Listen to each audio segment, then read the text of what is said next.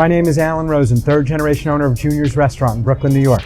So my grandfather first opened Election Day 1950. He said, if we're going to be a great restaurant in New York, we have to have great cheesecake. And he literally went around town tasting and testing different cheesecakes until he hit upon this magic formula, and it hasn't changed since.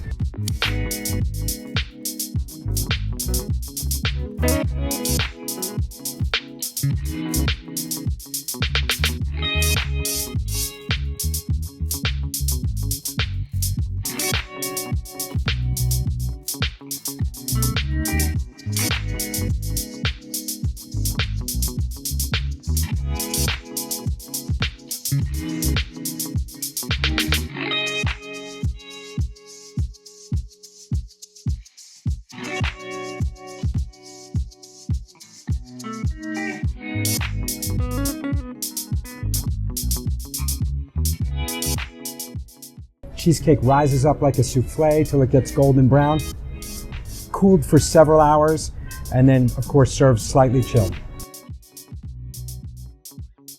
At our bakery in New Jersey, we bake millions and millions of cheesecakes and layer cakes every year.